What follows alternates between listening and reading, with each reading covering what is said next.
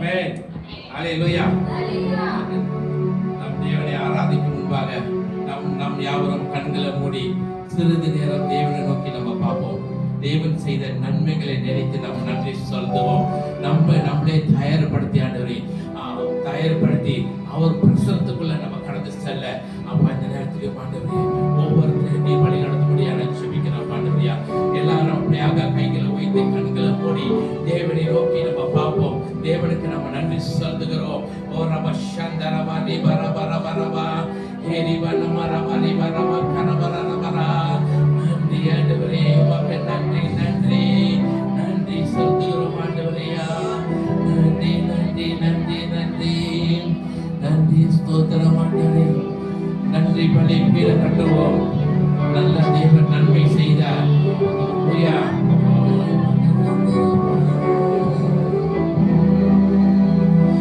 நன்றி பலி பீட கட்டுவோம். நல்ல தேவன் நன்மை செய்தார். நன்றி பலி பீட கட்டுவோம். நல்ல தேவன் நன்மை செய்தார். செய்த நன்மை ஆயிரங்கள் சொல்லி சொல்லி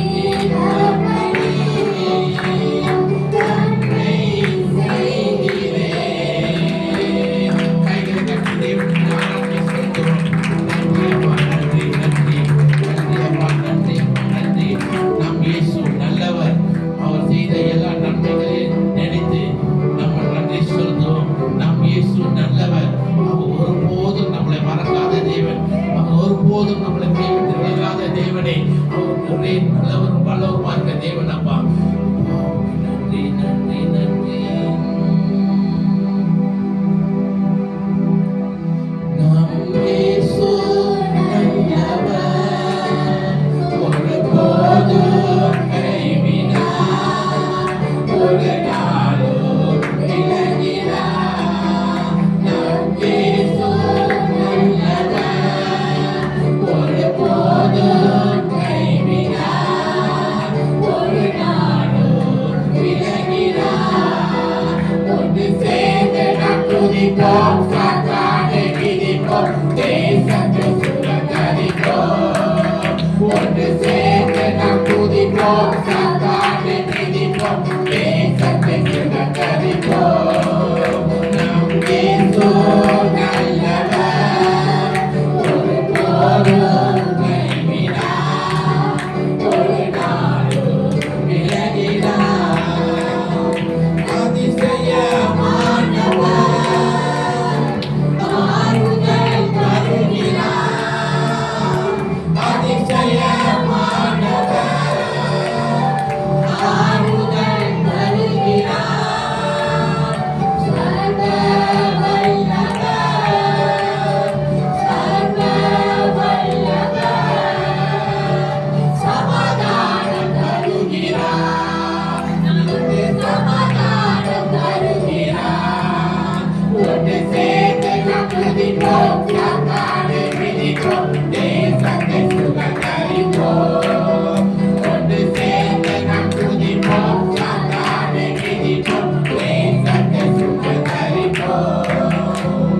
கண்ணீரை காண்கிறார், கதறலை கேட்கிறார். கண்ணீரை காண்கிறார், கதறலை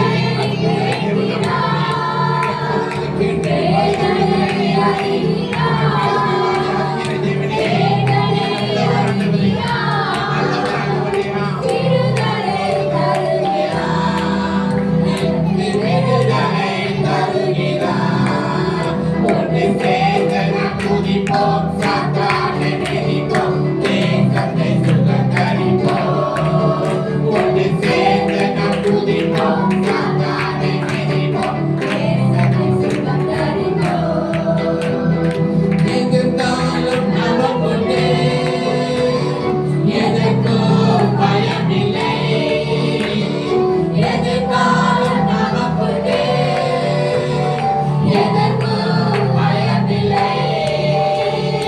அதிகாரம் கையிலே, அதிகாரம் கையிலே, ஆளுவோம் தேசத்தை, நாம் ஆளுவோம் தேசத்தை. ஒன்று சேர்ந்து நாம் துதிப்போம், சாத்தானை மிதிப்போம், தேசத்தை சுதந்தரிப்போம். ஒன்று சேர்ந்து நாம் துதிப்போம், சாத்தானை மிதிப்போம், தேசத்தை சுதந்தரிப்போம்.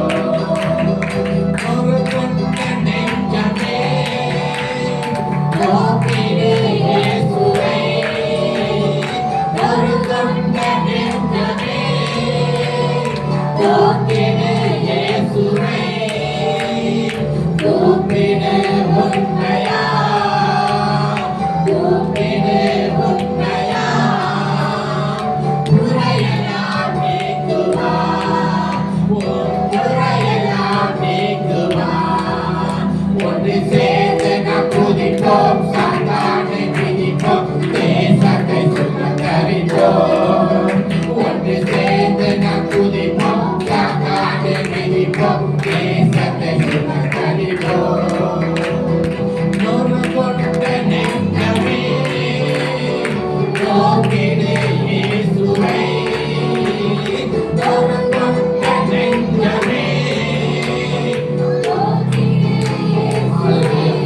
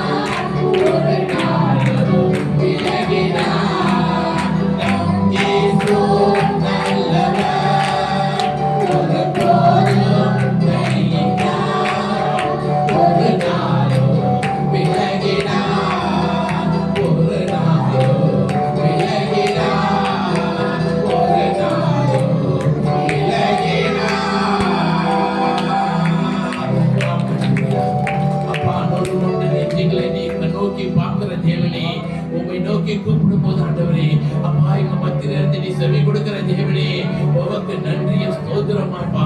நீ நல்லவரும் வல்லவருமா இருக்க தேவனே, உம்மை ஸ்தோத்திரிக்கிறோம் ஆண்டவரே. உமக்கு நன்றி அப்பா, நன்றி. ஒரு நாளும் மறவாத என் தேவனே அப்பா, நீங்க ஒரு நாளும் எங்களை மறக்காத தேவன் ஆண்டவரே. எங்களை நினைவு கூறுகிற தேவன் நீர் ஆண்டவரே. அப்பா, உம்மை துதிக்கிறோம் அப்பா, உம்மை ஆராதனை செய்கிறோம் ஆண்டவரே. ஸ்தோத்திரம் ஆண்டவரே. ஒரு நாளும் மறவாத தெய்வம் நீரே, நன்றியோடு உம்மை துதிக்கிறேன். ஒரு நாளும் இடைமறவா தெய்வம் நீரே, நன்றியோடு உம்மை துதிக்கிறேன். நன்றி இயேசுவே, நன்றி இயேசுவே, என்னாலும் இயேசுவே, நன்றி இயேசுவே.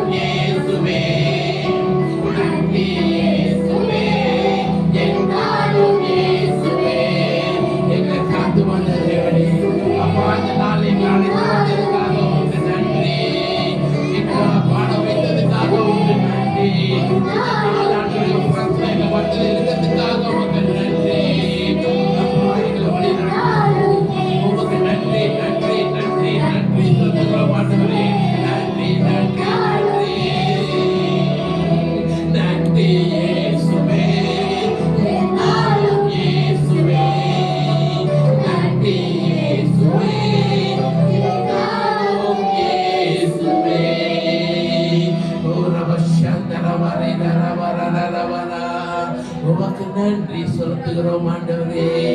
எங்களை ஒரு நாளும் மறக்காத தேவனே, உமக்கு நன்றி அப்பா. எங்களோடு இருக்கிற தேவன் நீங்க அப்பா. அப்பா சுகம் பலம் தந்து எங்களை வழிநடத்தி வருகிற தேவனே, எங்கள் தேவைகளாம் சந்தித்து வழிநடத்தி வர தேவனே, உமக்கு நன்றி அப்பா. உமக்கு நன்றி நன்றி நன்றி நன்றி ஸ்தோத்திரம். ஹல்லேலூயா. தேவன் நம்மளை மறக்காத தேவன், நம்மளோட இருக்கிற தேவனே, இந்த வேலையிலே ஆண்டவரே அவரை கொண்டாடி நம்ம மகிமைப்படுத்துவோம். பொது காலம் கொண்டாட்டமே இயேசுவின் சன்னிதானத்தில். ஹல்லேலூயா. பொது காலம் கொண்டாட்டமே இயேசுவின் சன்னிதானத்தில். பொது காலம் கொண்டாட்டமே இயேசுவின் சன்னிதானத்தில். ஆனந்தம் ஆனந்தமே கர்த்தரின் திருப்பாதத்தில். ஆனந்தம் ஆனந்தமே கர்த்தரின் திருப்பாதத்தில்.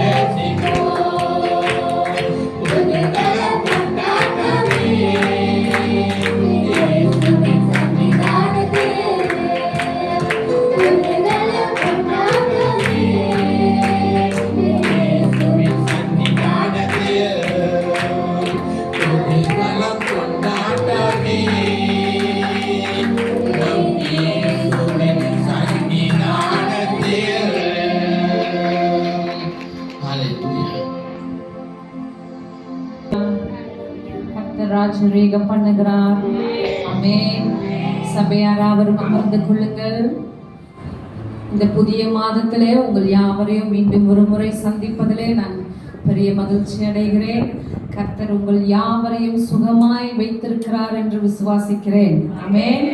பூமி எதிர்ச்சிகள் எங்கும் கேட்கப்படுகிற காலத்துக்குள்ளாய் நாம் இருக்கிறோம். போன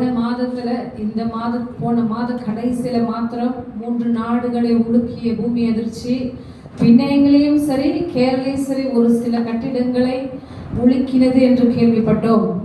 ஆமென். இயேசு வருகிற வருகைக்கு 7 அடையாளங்களிலே ஒன்று பூமி அதிர்ச்சி என்று வேதம் சொல்லுகிறது. வருடத்தின் ஆரம்பத்திலிருந்து இப்போ வரையிலும் 3000 பூமி அதிர்ச்சிகள் ஏற்பட்டிருக்கின்றன என்று சயின்டிஸ்ட் சொல்லுகிறார்கள்.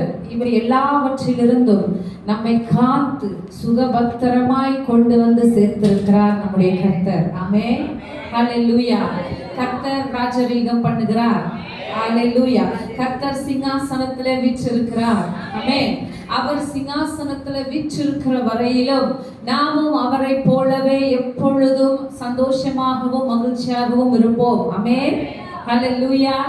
இந்த மாதத்தின் வாக்குத்தத்தமும் அப்படிதான் சொல்லுகிறது. இதோ ஜாமக்காரர்கள் கம்பீரித்து பாடுகிற காலம் வருகிறது. ஆமென். கர்த்தர் சீயோனை திரும்பி கொண்டு வரும்போது அவர்கள் அதை கண்ணார காண்பார்கள் என்று ஏசாயா 52 நாம் பார்த்தோம். நம்முடைய வாக்குத்தத்த செய்தியும் அதுதான். நாமும் கண்ணார காண்கிற மாதமாய் இந்த மாதத்தை அனுசரிக்க போகிறோம். ஆமென். இவ்வளவு நாள் கண்ணீரில விதைத்திருந்தோம், இப்பொழுது கம்பீரமாய் அறுக்கிறதை கண்ணால் காண போகிறோம். ஹல்லேலூயா. அழுகையை விதைத்தோம், இனி சந்தோஷத்தையும் மன மகிழ்ச்சியையும் கண்ணால் காண போகிறோம். ஆமென். அநேக வாக்குத்தத்தங்களை பெற்றுக்கொண்டோம், அவைகளை கண்ணால் காண்கிற மாதம் இது. ஆமென். இந்த மாதம் தொடங்கி இனி நீங்கள் எல்லாவற்றையும் கண்ணால் பார்க்க போகிறீர்கள். ஹல்லேலூயா என்று உங்களை வாழ்த்துகிறேன். ஆமென்.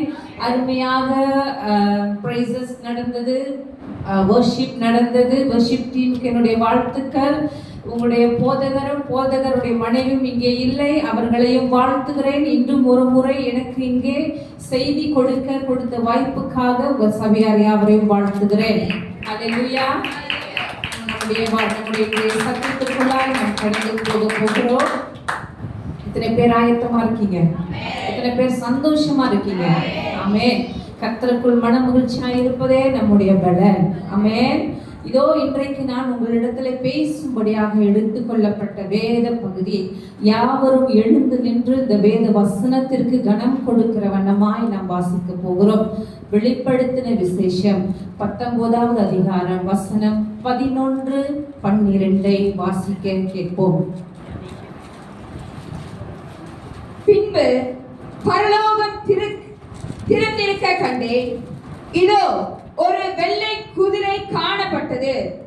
அதன் மேல் ஏறி இருந்தவர் உண்மையையும் சத்தியம் உள்ளவர் எனப்பட்டவர். அவர் நீதியாய் நியாயம் தீர்த்து யுத்தம் பண்ணுகிறார். அவருடைய கண்கள் அக்கினி ஜுவாலையை போல் இருந்தன. அவருடைய சிரசின் மேல் அநேக கிரீடங்கள் இருந்தன. அவருக்கே அன்றி வேறொருவருக்கும் தெரியாத ஒரு நாமம் எழுந்திருந்தது. ஆமென். கண்களை மூடி இந்த வார்த்தைக்காய் ஜெபம் பண்ண போகிறோம். நல்ல தகப்பனே, கர்த்தாவே, இந்த வார்த்தைக்காய் நாங்கள் நன்றி செலுத்துகிறோம். அப்பா, இந்த வார்த்தைக்காக நீர் எங்கள் கண்களை திறக்கும்படி ஜெபிக்கிறோம். ஆண்டவரே, இந்த சத்தியத்தை உள் வாங்கிக் கொள்ளும்படிக்கான பலனை நீர் எங்களுக்கு கொடுக்க வேண்டும். அப்பா, இந்த சத்தியத்திலே மறைந்திருக்கிற சத்தியங்கள், மறைந்திருக்கிற ரகசியங்களை பெற்றுக் கொள்ளுகிறதற்காக எங்கள் மனக்கண்களை நீர் திறந்தருளுவீராக. பேசப்படும் வார்த்தைகளை கேட்கும்படிக்காக எங்கள் செவிகளை நீர் திறந்தருள வேண்டும். ஆண்டவரே, பெற்றுக்கொண்டது மாற்றமல்ல, அதை விசுவாசத்தோடு ஏற்றுக்கொள்ளுகிற பரிசுத்தம் என்னும் விசுவாசத்தினாலே எங்களை நிரப்பும்படியாய் ஜெபிக்கிறோம். நன்றியோடு உம்மை துதிக்கிறோம் கர்த்தாவே. இந்த வார்த்தை உம்மிடத்திலிருந்து வந்தது என்று விசுவாசித்து ஜெயம் கொள்ளுகிறவர்களாய் நாங்கள் நிற்கும்படிக்கு கர்த்தர் நீர் எங்களுக்கு கிருபை பாராட்ட வேண்டும். ஆண்டவரே, உம்முடைய கிருபை எங்களுக்கு வேண்டும் தகப்பனே. நன்றியோடு உம்மை ஸ்தோத்தரித்து உமக்கு நன்றி செலுத்துகிறோம். இயேசு கிறிஸ்துவின் நாமத்தில் ஜெபிக்கிறேன். ஜெபிக்கிறேன் நல்ல பிதாவே. ஆமென், ஆமென். சபையார் யாவரும் அமர்ந்து கொள்ளுங்கள். அந்த கிரீடத்தினுடைய படத்தை போடும்படியாய் கேட்கிறேன். மீண்டும் ஒரு முறை வசனம் 12 வாசிக்கும்படியாய் கேட்டுக்கொள்கிறேன். அவருடைய கண்கள் அக்கினி ஜுவாலையை போலிருந்தன. அவருடைய சிரசின் மேல் அநேக கிரீடங்கள் இருந்தன. அவருக்கே அன்றி வேறொருவருக்கும் தெரியாத ஒரு நாமமும் எழுதியிருந்தது. இந்த இடத்துல என்ன நடக்கிறது என்று நாம் பார்க்கும்போது, இந்த சம்பவத்துல பரலோகம் திறந்திருக்கிறது, ஒரு வெள்ளை குதிரை இருக்கிறது, அதில் ஒருவர் ஏறி இருக்கிறார். அவருடைய கண்கள் அக்கினிமயமான கண்களாக காணப்படுகிறது. அவருடைய சிரசின் மேல் அநேக கிரீடங்கள் இருந்ததாக இதை எழுதினவர் திவ்ய வாசகனாகிய யோவான் எழுதியிருக்கிறார். இப்பொழுது நீங்க அந்த ஸ்லைட்ல பார்க்கும்போது கிரீடங்கள், இன்றைக்கு நாம் தியானிக்க போகிற தலைப்பு அநேக கிரீடங்கள் என்பதாகும். அதற்கு எடுத்துக்காட்டாக நான் உங்களுக்கு ஒரு சில படங்களை கொண்டு வந்திருக்கிறேன். நீங்க தயவா அதை பார்த்து கொள்ளுங்க. கிரீடங்கள் எப்படி இருக்கும் என்பதை நீங்கள் தெரிந்து கொள்ளலாம். ஆமென். இந்த வசனம், இந்த சம்பவத்தை எழுதுகிற போது திவ்ய வாசகனாகிய யோவான் எங்கே இருந்தார்? பத்மோ தீவுல சிறைப்பட்டு கொண்டு போகப்பட்டார். இவர் இதற்கு முன்பதாக இயேசு கிறிஸ்துவினுடைய மார்பில சாய்ந்து கொண்ட ஒரு சீஷனாக காணப்பட்டார். அப்பொழுது அவருக்கு பேர் அன்பு யோவான் என்று அழைக்கப்பட்டார். அதற்கு பிற்பாடு கர்த்தர் 12 சீஷர்களையும் அப்போஸ்தலர்கள் என்று காண்பிக்கும் போது இந்த அன்பு யோவான் அப்போஸ்தல யோவானாக ஸ்தானத்திலே உயர்வு பெற்று காணப்பட்டார். கடைசியாக அவருக்கு வந்த ஸ்தானம் திவ்ய வாசகனாகிய யோவான். இந்த யோவான் ஒருவரை தவிர மற்ற 11 அப்போஸ்தலர்களும் மிக கொடுமையாக கொல்லப்பட்டு மரித்து போனார்கள். இவர் ஒருவர் மாத்திரமே வயதாகி சாதாரண மரணத்தை அடைந்தார் என்று நாம் பார்க்கிறோம். இப்போ இவர் பத்மோ தீவுக்கு சிறையாக்கப்பட்டு கொண்டு போகப்பட்டார். அங்கே வேறு மனிதர்கள் யாருமே அவர் ஒருத்தர் மாத்திரம்தான் இருந்தார். அவரும் இருந்தார், மிருகங்கள் இருந்தன, அவர் ஒண்டிதான் இருந்தார். இப்போ சொல்லுங்க, அந்த பத்மோ தீவுக்கு அவர் கொண்டு போகப்பட்ட போது இவ்வளவு தரிசனங்களை அவர் கண்டார். தேவன் அவருடைய ஆவியை திறந்தார். வெளிப்படுத்தின விசேஷம் முழுவதுமாக எழுதும்படிக்கு கிருபை பெற்றார். இப்போ அவர் பத்மோ தீவுக்கு சிறையாக்கி கொண்டு போகப்பட்டது யாருடைய திட்டமாய் இருந்தது? யாருடைய திட்டமாய் இருந்தது? நம்மள ஒரு சிலர் சில சிறையிருப்புக்குள் போகிறது யாருடைய திட்டம்? பிசாசியை எப்பொழுதும் குறை சொல்லிட்டே இருக்கோம்ல, சொல்லுங்க. எப்பவுமே கூட்டத்தின் மத்தியில கர்த்தர் பேசுகிற சத்தம் தெளிவாய் கேட்காது. ஆனா நீங்க தனிமையில அமைதியா ஒண்டியா ஒருவரா யாருமே இல்லாமல் இருக்கிற வேளையில ஆண்டவர் பேசுகிற சத்தம் தெளிவாய் இங்க எந்த இடையூறுமே இல்லாமல் வேதத்தில யாருமே கண்டிராத தரிசனங்களை நமக்கு காணும்படிக்கு கொண்டு வந்தவர் இந்த திவ்ய வாசகனாகிய யோவான். இவர் இதை எழுதவில்லைனா நமக்கு பரலோகம் பற்றியே தெரிந்திருக்க கூடாது.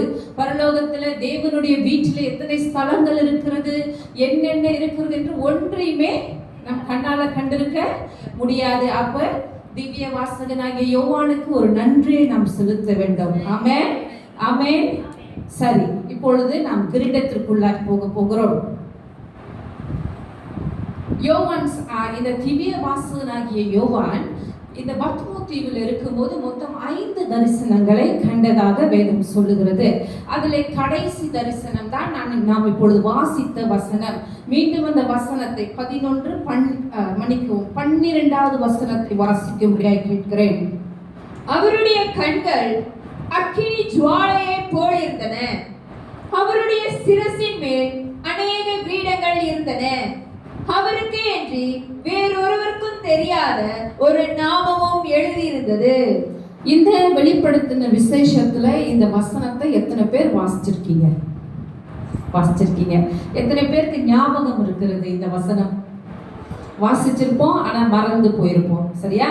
வாசிச்சிருப்போம், ஆனா மறந்து போயிருப்போம். இந்த வசனத்திலே நிறைய விஷயங்கள் காணப்பட்டாலும் ஒரு விஷயத்தை குறித்து நான் பேச விரும்புகிறேன், அதுதான் கிரீடங்கள். ஆமென். அநேக கிரீடங்கள் அவர் சிரசின் மேல் இருந்ததாக இந்த திவ்ய வாசகனாகிய யோவான் காண்கிறார். யார் அவர்?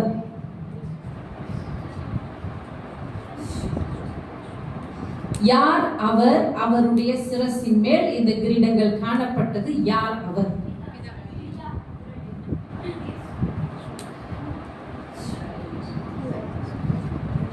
அவர்தான் இயேசு கிறிஸ்து. ஆமென். ஒரே நிசப்தம், பரலோகத்துல அரை மணி நேரம் சத்தம் இல்லாமல் இருந்தது, அந்த மாதிரி ஆயிடுச்சுங்க. அவர்தான் இயேசு கிறிஸ்து. இயேசு கிறிஸ்து வெள்ளை குதிரையின் மேல் வீற்றிருக்கிறவராக காணப்பட்டார். அவருடைய கண்கள் அக்கினி ஜுவாலையை போல் காணப்பட்டது. அவருடைய சிரசின் மேல் அநேக கிரீடங்கள் இருந்ததாக இந்த திவ்ய வாசகனாகிய யோவான் எழுதுகிறார். எனக்கு பிரியமானவர்களே, கிரீடங்கள் என்று சொல்லும் போது ரெண்டு வகையாக அவைகளை பிரிக்கலாம். முதலாவது, நீங்கள் கண்ணால் பார்க்கக்கூடிய கிரீடம். இப்போ ஒரு ராஜா இருக்கிறார் என்றுங்க எடுத்து பார்த்துக் கொள்ளுங்க. ஒரு இளவரசன் அல்லது ஒரு ராஜாவை முடிசூட்ட போகிறார்கள் என்றால் அவருக்கு கிரீடத்தை வைத்து அவரை பட்டத்து இளவரசன் என்று சொல்லி, ஒரு நாட்டிற்கு இளவரசன் என்று சொல்லி முடி சூட்டுவார்கள். அது நம் கண்ணால் பார்க்கிற கிரீடம், நம் கண்களால் பார்க்கிற கிரீடம். வேதத்திலே சில சம்பவங்கள் கண்ணால் பார்க்கக்கூடிய கிரீடங்களை நமக்கு காண்பிக்கிறது. 2 சாமுவேல் எடுத்துக்கொண்டீர்கள் என்றால், அங்கே தாவீது இந்த அம்மோனியர்களை முறியடிக்கும் போது அந்த அம்மோனியர்களுடைய ராஜாவின் தலையில் இருந்த கிரீடத்தை எடுத்து தன் தலையிலே வைத்துக் கொண்டாராம். ஏனென்றால் அவர்களை முறியடித்ததற்கு சின்னமாக, தான் அந்த நாட்டை ஆண்டு கொள்வதற்காக, அந்த ஜனங்களை தான் ஆள போகிற அடையாளமாக அவர் அந்த கிரீடத்தை எடுத்து தன் மீது வைத்துக் கொண்டாராம். இப்படி நாம் பார்க்கும்படிக்கான கிரீடமும் உண்டு, பார்க்க கூடாத கிரீடங்களும் உண்டு, காணக்கூடாத கிரீடங்களும் உண்டு. இப்பொழுது உங்கள் எத்தனை பேர் காணக்கூடாத கிரீடங்களை உங்கள் தலையின் மீது வைத்திருக்கிறீர்கள்?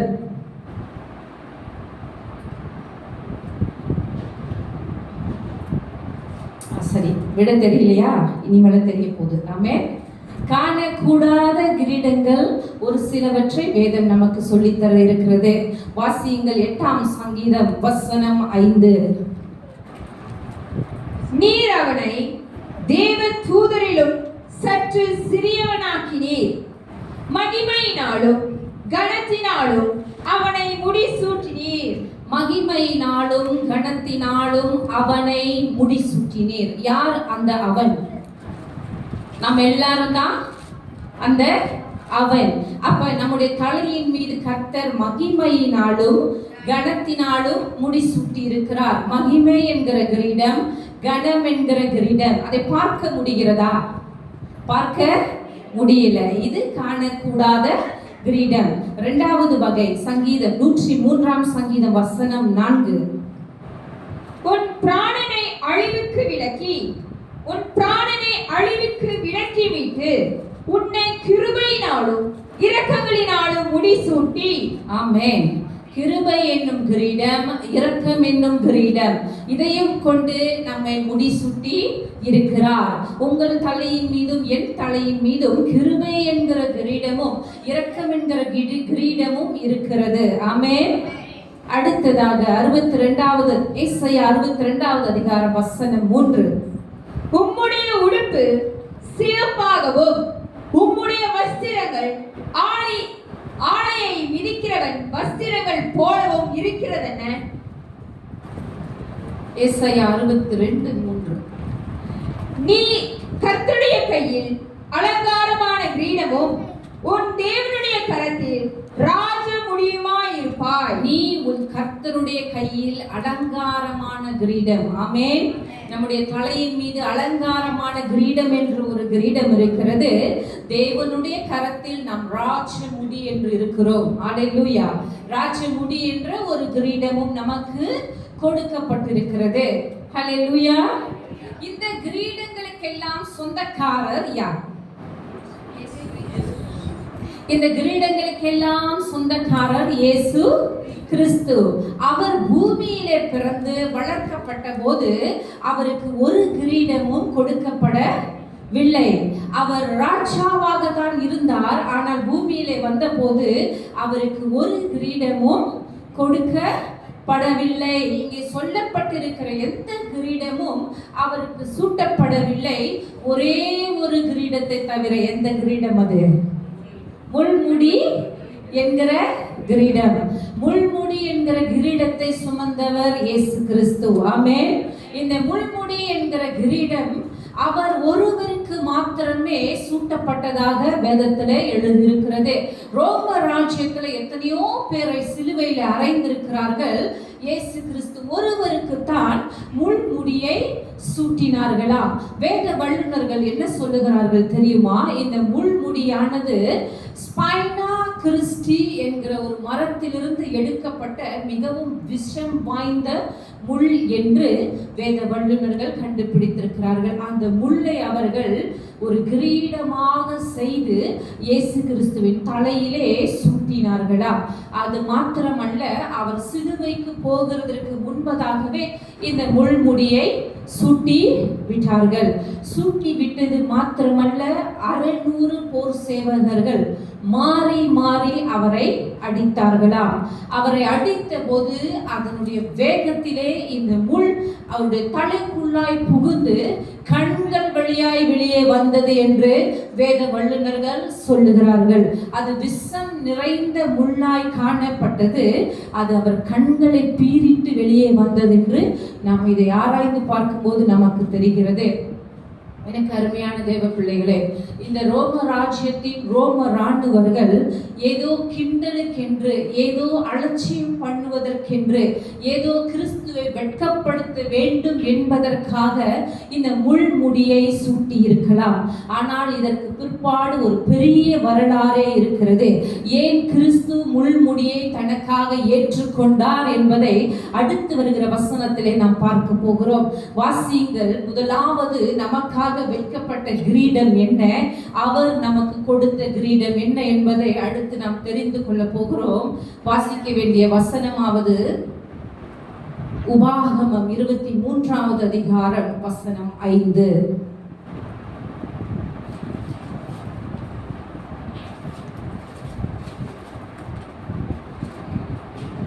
உன் தேவனாகிய கர்த்தர்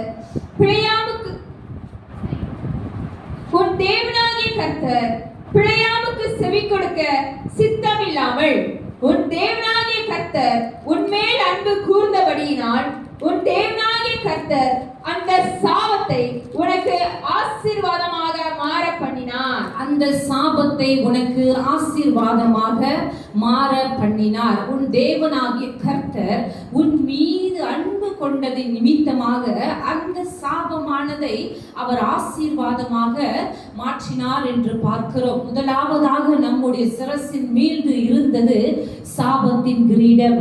ஆனால் இயேசு கிறிஸ்து அதை ஆசீர்வாதமான கிரீடமாக மாற்றி இருக்கிறார். எப்படி மாற்றி இருக்கிறார்? எனக்கு பிரியமானவர்களே, முள் என்பது சாபத்திற்கு சின்னமாக சொல்லப்படுகிறது. முள்ளை தேவன் முதலாவது பூமியிலே உருவாக்கவில்லை. தேவன் 6 நாட்களுக்கு சிருஷ்டிப்பை செய்த போது அதிலே முள் காணப்படவில்லை. ஆனால் ஆதாமும் ஏவாளும் பாவம் செய்து விழுந்து போன போது அங்கே கர்த்தர் பூமியை பார்த்து ஒரு சாபத்தை இடுகிறார். மனுக்குலத்தை பார்த்து சாபம் இடுகிறார். அந்த நேரத்திலே பூமி சாபத்தினால் முள்ளையும் குறுக்கையும் பிறப்பித்தது என்று நாம் பார்க்க முடிகிறது. இந்த முள்ளானது தேவனிடத்திலிருந்து வந்த சாபம் என்று காண்கிறோம். இயேசு கிறிஸ்து தன்னுடைய தலையின் மீது அந்த சாபத்தை சுமந்தார். முள்முடி கிரீடத்தை அவர் சுமந்த போது நம்முடைய தலையிலே பிசாசானவன் நமக்கு சூட்டின சாப கிரீடத்தை மாற்றி நமக்கு ஆசீர்வாதமான கிரீடத்தை அவர் நமக்கு கொடுத்திருக்கிறார். ஹல்லேலூயா. அது எந்த சாபமாக இருந்தாலும் கர்த்தர் அதை முள்முடி சுமந்ததினாலே, முள்முடியை தன்னுடைய தலையின் மீது சுமந்ததினாலே அதை ஆசீர்வாதமான கிரீடமாய் இன்றைக்கு நமக்கு மாற்றி கொடுத்திருக்கிறார். ஹல்லேலூயா. சாபங்கள் எனப்படுவது 6 வகைப்படும். நான் சொல்லும் போது நீங்கள் எழுதி கொள்ளுங்கள், அவைகளுக்கு விளக்க நேரமில்லை. ஆனாலும் எந்தெந்த சாபங்களை கர்த்தர் நமக்கு முறித்திருக்கிறார் என்று நாம் இதிலே காண முடிகிறது. முதலாவது தேவனிடத்திலிருந்து வந்த சாபம்.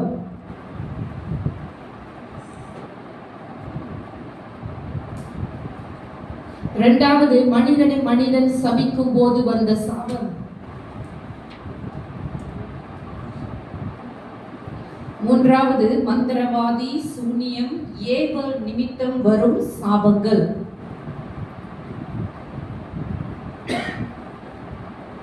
நாலாவது பெற்றோர் அல்லது ஊழியக்காரர் இடும் சாபங்கள்.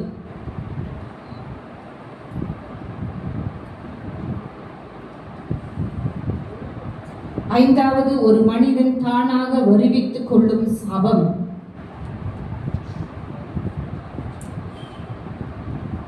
ஆறாவது முற்பிதாக்களின் அக்கிரமம் நிமித்தம் தலைமுறையாய் நமக்கு வரும் சாபங்கள்.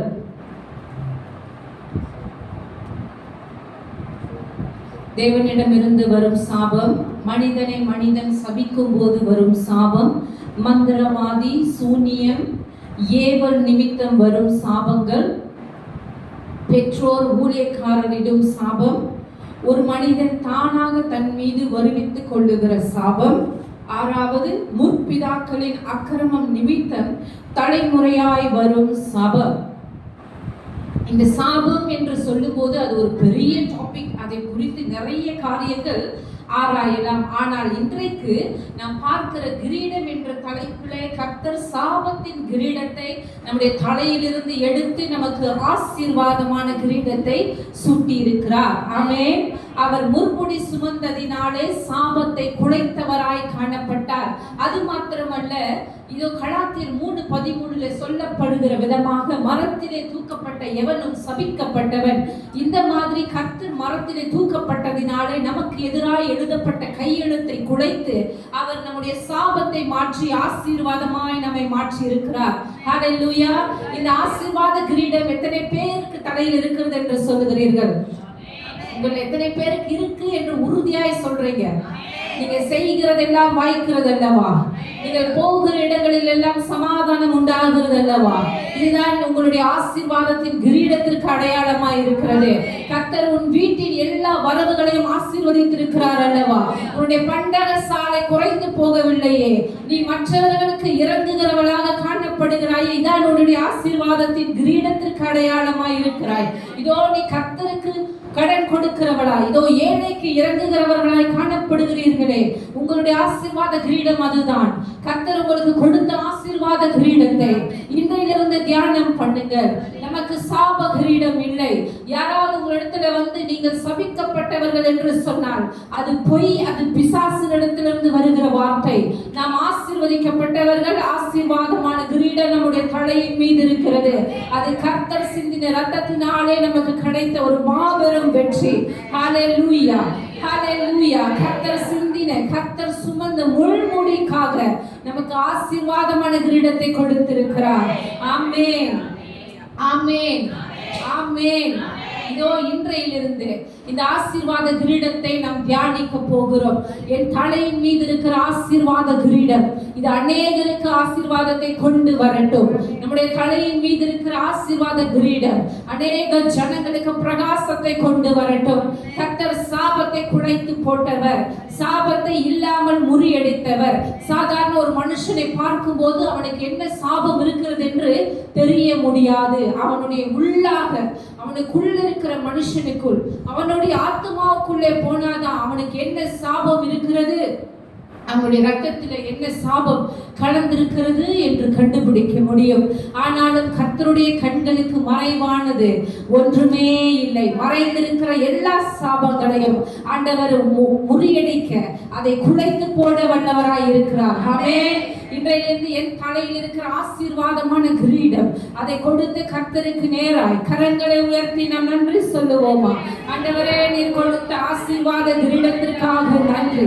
தேவனே, இது நாள் வரை நான் தெரியாமல் இந்த ஆசீர்வாதமான கிரீடத்தை சுமந்திருக்கிறேன். இன்றையிலிருந்து எனக்கு தெரிந்திருக்கிறது, இனி நான் செய்வதெல்லாம் வாய்க்கட்டும், நான் செய்வதெல்லாம் வாய்க்கட்டும், நான் தொடுகிற யாவும் பழுகி பருகட்டும். இதோ நான் செய்கிறவைகள் 30, 60, 100 பருகட்டும். என் தேவன் எனக்கு ஆசீர்வாத கிரீடத்தை கொடுத்திருக்கிறதினால நான் பலருக்கு ஆசீர்வாதமாய் இருப்பேன், பரலோக ராஜ்யத்திற்கு ஆசீர்வாதமாய் இருப்பேன், தேவ பிள்ளைகளுக்கு ஆசீர்வாதமாய் இருப்பேன், புறஜாதியாருக்கு நற்கிரியைகள் மூலமாய் ஆசீர்வாதமாய் இருப்பேன். ஹalleluya, ஹalleluya. நன்றி ஆண்டவரே, நன்றி ராஜா. அடுத்ததாக இன்னொரு கிரீடம் நம்முடைய தலையில இருந்தது, அதை எடுத்துவிட்டு தேவன் வேறொரு கிரீடத்தை நமக்கு கொடுக்கிறார். என்ன கிரீடம் அது? வாசியுங்கள். 2 தீமோத்தேயு 4வது அதிகாரம் வசனம் 8. இது முதல் நீதியின் கிரீடம் எனக்காக வைக்கப்பட்டிருக்கிறது, நீதியுள்ள நியாயாதிபதியாக கர்த்தர் அந்நாளிலே அதை எனக்கு தந்தருளுவார். எனக்கு மாத்திரமல்ல, அவர் பிரசன்னமாகுதலை விரும்பும் யாவருக்கும் அதை தந்தருளுவார். ஆமென். நீதியின் கிரீடம் எனக்காக வைக்கப்பட்டிருக்கிறது. ஹalleluya. இதை எழுதினவர் யார்? அப்போஸ்தலர் பவுல். இந்த வசனத்தை எழுதினவர் தீமோத்தேயுக்கு அப்போஸ்தலர் பவுல் எழுதி இருக்கிறார். அவர் என்ன சொல்லுகிறார்? நீதியின் கிரீடம் எனக்காக வைக்கப்பட்டிருக்கிறது. எனக்காக மாத்திரமல்ல, மற்ற யாவருக்கும் அது வைக்கப்பட்டிருக்கிறது என்று அவர் சொல்லுகிறார். அப்போஸ்தலர் பவுல் என்று உங்களுக்கு தோன்றும் போது, அவருடைய பெயர் உங்களுக்கு தோன்றும் போது, நீங்கள் முதலாவது ஒன்றை நினைவில் கொள்ளுங்கள். அவர் ஒரு அநீதியுள்ள மனுஷனாக காணப்பட்டார். அவர் எப்படி காணப்பட்டார்? பவுல் என்று சவுல் என்ற மனுஷனை நீங்கள் கேள்விப்படும் போது நீங்கள் முதலாவது அறிந்து கொள்ள வேண்டும், அவர் ஒரு கிறிஸ்டியன் மர்டரர், அதாவது கிறிஸ்தவர்களை கொலை செய்கிற ஒரு வாலிபனாக காணப்பட்டார். அவர் வாழ்க்கையிலே அநீதி மிகுதியாக காணப்பட்டது.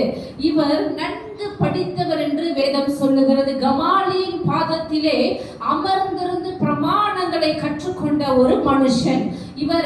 இவருடைய கல்வி அறிவு இந்த நாட்களுக்கு ஒப்பிட்டு பார்க்கும்போது 4 PhDகளுக்கு சமம் என்று சொல்லப்படுகிறது.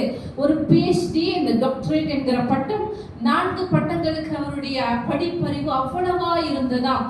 அந்த காலத்து அறிவாளியாகிய கமாலியல் பாதத்தில் அமர்ந்திருந்து எல்லாவற்றையும் அவர் கற்றுக்கொண்டவர். ஆனால் அவருடைய வாழ்க்கையிலே அநீதி காணப்பட்டது.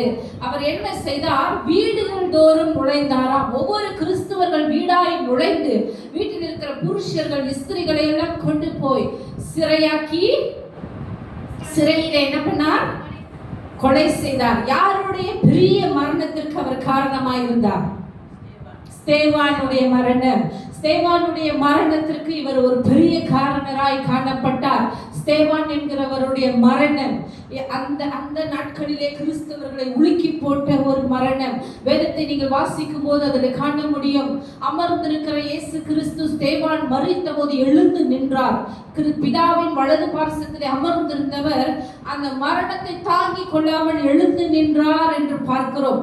அப்படி ஸ்தேவான் கொல்லப்படுவதற்கு ஒரு காரணியாக இருந்தவர் அப்போஸ்தலர் பவுல். இவர் வாழ்க்கையிலே அநீதி நிறைந்தவராய் காணப்படும் போது ஒரு காலகட்டத்திலே தேவன் அதை தாங்கிக் கொள்ளாமல் இவர் தமஸ்கு என்கிற பாதை வழியாய் போகும்போது கர்த்தர் அவருக்கு தரிசனமானார்.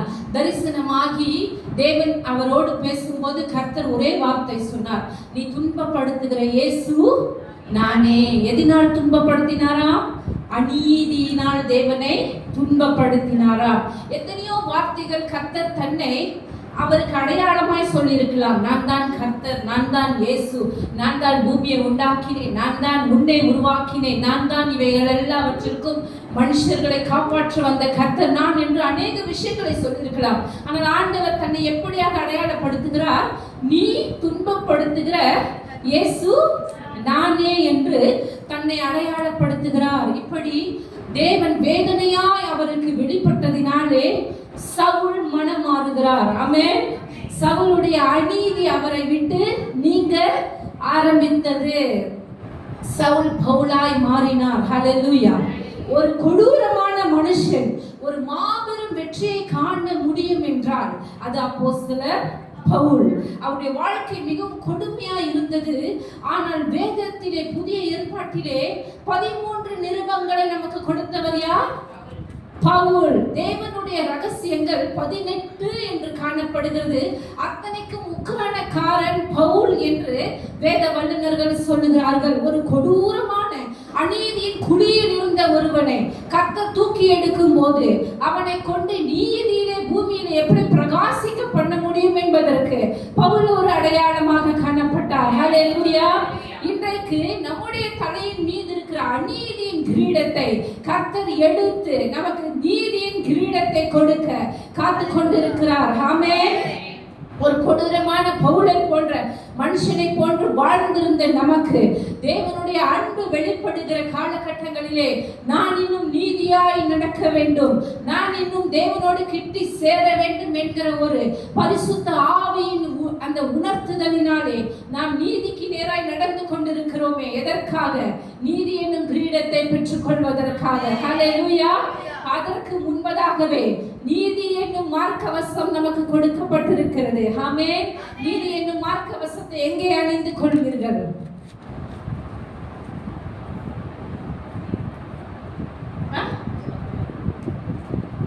மார்க்கவசத்தை எங்கே அணிந்து கொள்வீர்கள்? இருதயத்தில். இருதய ஷேப்ல இருக்குமா? மார்க்கவசத்தை மார்பிலே ராணுவர்கள், போர் சேவகர்கள்லாம் உடம்புல போட்டிருப்பாங்கல்ல, அதுல வெஸ்ட் மாதிரி ஒண்ணு போட்டிருப்பாங்கல்ல முன்னுக்கு. எதை பாதுகாக்கும்படி? தங்களுடைய இருதயத்தை பாதுகாக்கும்படி. அந்த இருதயத்தை நீதி என்னும் மார்க்கவசத்தினால் நாம் மூட வேண்டும் என்று கர்த்தர் சொல்லுகிறார். எனக்கு பிரியமானவர்களே, நீதி நீதி நீதின்றாங்க அப்படின்னா என்ன என்று நீங்கள் கேட்க கூடும். நீங்க கேட்கிற சத்தியத்தை, ஒவ்வொரு நாளும் நீங்கள் கேட்கிற தேவனுடைய வசனத்தை, வார்த்தையை வாழ்க்கையிலே நடத்துவதுதான் நீதி எனப்படும். எப்படி என்றால், இன்றைக்கு நான் சொல்றேன்னு வச்சுக்கோங்க, பொய் சொல்லக்கூடாது, திருடக்கூடாது, மற்றவங்களுடைய சாமாவை எடுக்கக்கூடாது. எப்படி நான் சொல்லுகிற இந்த வார்த்தையை நீங்கள் உள்வாங்கி கொண்டு அதன்படி நான் நடக்க வேண்டும் என்று நீங்கள் நடந்து காட்டுகிறீர்கள் அல்லவா? அதுதான் நீதி எனப்படும். கர்த்தர் நீதியின் சூரியனாக காணப்பட்டார். அவர் நியாயாதிபதி, நீதியின் நியாயாதிபதி என்று நாம் பார்க்கிறோம். அவரிடத்திலே அநியாயம் இல்லை. அவர் நியாயமாய் உண்மையை வெளிப்படுத்துகிற தேவன். இப்படிப்பட்டவர் நமக்கு நீதியின் கிரீடத்தை கொடுக்கும்படி ஆயத்தமாக்கி கொண்டிருக்கிறார். எத்தனை பேர் நான் நீதியில நடக்கிறேன் என்று சொல்றீங்க? எத்தனை பேர் நான் நீதியில வாழ்றேன் பாஸ்டர், என்னால சொல்ல முடியும் என்று சொல்ல முடியும்? உங்களுக்காக கர்த்தருடைய நீதியின் கிரீடம் காத்து கொண்டிருக்கிறது. எனக்கு பிரியமானவர்களை, நாம் மறித்த பிற்பாடுதான் இந்த நீதியின் கிரீடம் நமக்கு கொடுக்கப்படும். ஆனாலும் நாம் இங்கே வாழ்கிற வாழ்க்கையின் நிமித்தமாகவே இது கொடுக்கப்படுமா இல்லையா என்று நிர்ணயம் பண்ணப்படும். நாம் பூமியிலே நீதியிலே வாழ்ந்தால்தான் நமக்கு நீதியின் கிரீடம் அங்கே கொடுக்கப்படும். அநீதியா இருக்கிறவர்களுக்கு நீதியின் கிரீடம் கொடுக்கப்படுமா? கொடுக்கப்படாது. தேவன் நீதி உள்ளவராய் இருக்கிறார். அநீதிக்காரர்களை அவர் துன்மார்க்கனை அறியவில்லை, அவனை பற்றி அவர் தெரிந்து கொள்ளவில்லை என்று நாம் வேதத்தில் வாசிக்கிறோம். அப்படிப்பட்டவர்களுடைய கண்களுக்கு முன்பாக நாம் நீதிமானாய் காணப்பட வேண்டும். அதற்காக இப்பொழுதே நீதியின் கிரீடத்தை பெற்றுக்கொண்டவர்களை போல நாம் வாழ வேண்டும். ஏதோ ஒரு நாள் நமக்காக அந்த கிரீடம் காத்து கொண்டிருப்பது உண்மை. ஆனாலும் அந்த கிரீடத்திற்காக இன்றைக்கே நம்முடைய வாழ்க்கையை நாம் சரி செய்து கொள்ள வேண்டும். எனக்கு பிரியமானவர்களை, இந்த பூமி மிகவும் பொல்லாத பூமி. எத்தனை பேர் ஒத்துக்கொள்றீங்க? எங்கு பார்த்தாலும் அநீதி, பொய் நிறைந்த பூமியா இருக்கிறது. நமக்கு நியாயங்கள் கிடைப்பதில்லை, நமக்கு நீதி உண்டாயிருப்பதில்லை, நம் பட்சத்தில் பேசுகிறதற்கு யாரும் இல்லை, நமக்காக சாட்சி கூறவும் யாரும் வர மாட்டாங்க. ஆனா கர்த்தர் ஒருவர் நீதி உள்ளவராயிருக்கிறார். அவர் ஒருவரிடத்திலே நீதி உண்டென்று, அவர் ஒருவரே வல்லமை உண்டென்று மனுஷர் யாவரும் சொல்லி அவரிடத்திலே ஓடி வருவார்களாம். ஆமென். கர்த்தர் ஒருவரே நீதியை நியாயமாய் வெளிப்படுத்துகிறவர். அப்படிப்பட்டவருக்கு பிள்ளைகளான நாம் எப்படி இருக்க வேண்டும்? நீதியின் கிரீடத்தை பெற்றுக்கொள்ள போகிறவர்களாக. இதோ கர்த்தர் எனக்கு வைத்திருக்கிற அந்த கிரீடத்தை நான் வேறு யாருக்கும் கொடுக்க மாட்டேன். நான் வேறு யாருக்கும் கொடுக்கவும் மாட்டேன். நானும் அதை தப்ப விடவும் மாட்டேன். அது எனக்காக வைக்கப்பட்டது. நான் ஓடி அதை பெற்றுக் கொள்ளுவேன். நான் எப்படியும் அதை பெற்றுக் கொள்ளுவேன் என்கிற நிச்சயம் நமக்கு இன்றைக்கு வேண்டும். இன்றைக்கு நாம் அநேக இடங்களிலே தவறு செய்து அநீதியிலே நிறைந்திருந்தாலும் இதோ நம்முடைய இருதயத்திலே நம்மை நியாயத்திற்கு அல்ல, நம்மை உணர்த்துகிறதற்காக பரிசுத்த ஆவியானவர் இருக்கிறார். நாம் செய்திருக்கிற அநீதிகளை அவர் நமக்கு உணர்த்துவார். அநீதிகளை செய்திருக்கிற இடங்களிலே அவர் நம்மை உணர்த்தி நம்மை மாற்றும்படிக்காகவே பரிசுத்த ஆவியானவர் நமக்கு கொடுக்கப்பட்டிருக்கிறார். அதனால பயப்படாதிருங்க. அநேக அநீதிகளை செய்திருக்கிறேன் என்று சொன்னாலும், நம்முடைய பாவம் சிவேர் என்று இருந்தாலும் அவைகளை கழுவி வெண்மையான பஞ்சை போல மாற்றுகிறவர் நம்முடைய கர்த்தர். ஹல்லேலூயா. இன்றையிலிருந்து ஏற்கனவே நீங்கள் நீதிமானாக காணப்பட்டாலும் இன்றையிலிருந்து பல மடங்கு இன்னும் நீதி உங்களுக்குள் பெருகி இருக்கட்டும். உங்களை பார்க்கிறவர்கள் ஆஹா இவரை போல் ஒருத்தர் இல்லையே என்று சொல்லத்தக்கதாக நீதியிலே வேரூன்றுகிற ஒரு கேதுரு மரமாய் நீங்கள் வளரும்படி உங்களை நான் வாழ்த்துகிறேன். உங்களை பார்க்கிற ஜனங்கள் சொல்லட்டும், உங்களை பார்க்கிற புறஜாதியார் சொல்லட்டும், இவர்களிடத்தில் ஒரு மாற்றத்தை பார்க்கிறேன், ஒரு நீதியை பார்க்கிறேன் என்று அவர்கள் உங்களிடத்தில் சாட்சியிடுவார்களாக. ஹல்லேலூயா. அநீதியின் கிரீடத்தை நம்முடைய தலையிலிருந்து எடுத்து போட்டு நமக்கு நீதியின் கிரீடத்தை கர்த்தர் கொடுத்திருக்கிறார். ஆமென். கைகளை உயர்த்தி ஆண்டவருக்கு நேராக ஒப்பு கொடுப்போமா? ஆண்டவரே, எனக்காக வைக்கப்பட்டிருக்கிற நீதியின் கிரீடம், அதை நான் பெற்றுக்கொள்வேன். அது எனக்காக நிர்ணயிக்கப்பட்டது அல்லவா? அந்த நீதியின் கிரீடத்திலே என் பெயர் எழுதியிருக்கிறது அல்லவா? அது எனக்காக கொடுக்கப்பட்ட கிரீடம். அதை நான் யாருக்கும் விட்டு கொடுப்பதில்லை. அதை வேறொருவன் பறித்து கொள்வதும் இல்லை. அதை நானே என் சிரசிலே பெற்றுக்கொள்ளும்படி இதோ தேவன் எனக்கு அதை சூட்டி மகிழும்படிக்கு நீதியின் பாதையிலே நான் நீதிமானாய் நித்தம் வாழுவேன் என்று ஒப்பு கொடுக்கிறேன். ஆண்டவரே, ஒப்பு கொடுக்கிறேன் கர்த்தாவே. அப்பா, நீதியின் கிரீடத்தை நீரின் தலையிலே சூட்டும் போது நான் அதற்கு பாத்திரவான் அல்லவா? நான் அதற்கு பாத்திரவான் என்று என் ஆத்துமா துள்ளி குதிக்குமே. ஆமென். ஹல்லேலூயா. என் ஆத்துமா துள்ளி குதிக்குமே. என் கர்த்தருடைய நீதி எனக்குள் ஓடுகிறது அல்லவா? என்னுடைய இரத்தத்துக்குள் என் கர்த்தருடைய நீதி இருக்கிறது. ஆமென். ஆமென். என் நம்பிக்கை வீண் போகாது. நான் வெட்கப்பட்டு போவதில்லை ஆண்டவரே. நான் வெட்கப்பட்டு போவதில்லை கர்த்தாவே. இதோ என் தலை வெறுமனே இல்லை. நான் முடி சூட்டப்பட்ட ராஜாக்களாக, ஆசாரியர்களாக எங்களை முன் நிறுத்தியிருக்கிறீரே. இதோ முடி சூட்டப்பட்ட ராஜாக்கள் நாங்கள் ஆண்டவரே. எங்கள் தலை வெறுமனே இல்லை, நீதியின் கிரீடம் எங்களுக்கு சூட்டப்பட்டிருக்கிறது. ஆமென். ஹல்லேலூயா. நன்றி ஆண்டவரே, நன்றி அப்பா, நன்றி கர்த்தாவே. எத்தனை பேருக்கு தெரியும் நமக்கு நீதியின் கிரீடம் காத்து கொண்டிருக்கிறது என்று? இதற்கு முன்பதாக, இந்த செய்திக்கு முன்பதாக நீதியின் கிரீடம் எனக்கு இருக்கிறது என்று எத்தனை பேருக்கு தெரியும்? ஆமென். ஹல்லேலூயா. இன்றைக்கு நாம் எல்லாரும் அறிந்து கொண்டோம். ஹல்லேலூயா. சத்தியத்தையும் அறிவீர்கள், சத்தியம் உங்களை விடுதலையாக்கும். ஆமென். இப்போ எத்தனையோ பேர் நினைச்சிருப்போம், நம்ம ஒன்னத்தையும் கொண்டு வரல, பூமிக்கு வரும்போது ஒன்னத்தையும் கொண்டு வரல, பூமிக்கு போகும்போது, பூமியிலிருந்து போகும்போது ஒன்றையும் கொண்டு போக மாட்டோம். ஆனா பரலோகத்திலே ஒரு சிலவைகள் நமக்கு காத்திருக்கிறது. ஹல்லேலூயா. ஹல்லேலூயா. நாம் எப்பொழுது வருவோம் என்று நமக்காக ஒரு சில பொக்கிஷங்கள் காத்திருக்கிறது.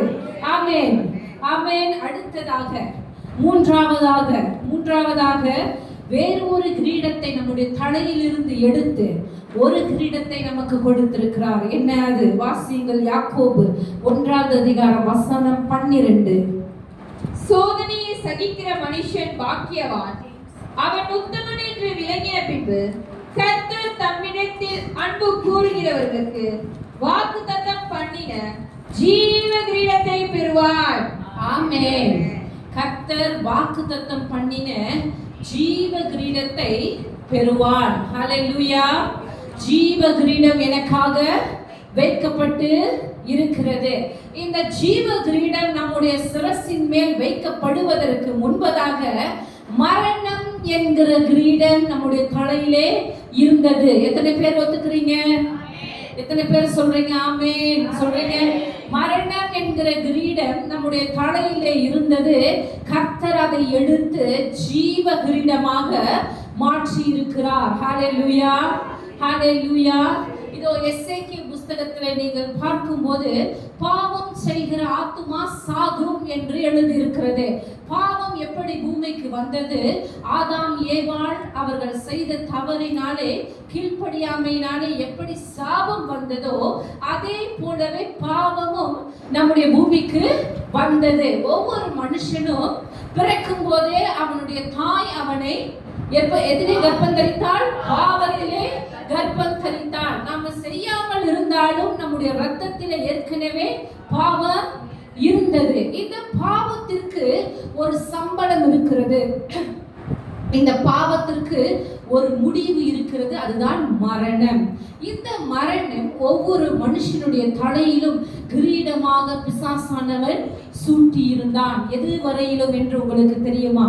இயேசு கிறிஸ்து பூமிக்கு குழந்தையாய் பிறந்து மரிக்கிற வரையிலும் இந்த மரணம் என்கிற கிரீடம் மனுஷனுடைய தலையின் மீது இருந்தது.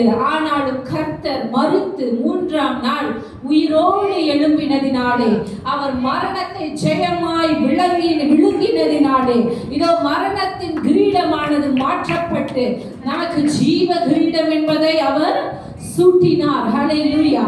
நீங்கள் எபிரேயர் 2வது அதிகாரத்தில் வாசிக்கும் போது, அவருடைய பிள்ளைகளாகிய நாம் இரத்தத்திலும் மாம்சத்திலும் இருக்கிறதினாலே அவர் நமக்காக இரத்தத்திலும் மாம்சத்திலும் வெளிப்பட்டாராம். எதற்காக? தன்னுடைய மரணத்தினாலே மரணத்திற்கு அதிபதியாகிய பிசாசானவனை ஒழிக்கும்படிக்கு அவர் அப்படி வெளிப்பட்டாராம். இதோ சதா காலங்களிலும் மரண பயத்தினால் அடிமைப்பட்டவர்களாகிய நம்மை விடுதலையாக்கும்படி அவருடைய மரணம் ஜெயமாய் விளங்கியது. ஹல்லேலூயா. அவர் சிலுவையிலே தொங்கும் போது வெகு தூரத்திலிருந்து பிசாசானவன் என்ன யோசித்துக் கொண்டிருந்தான்?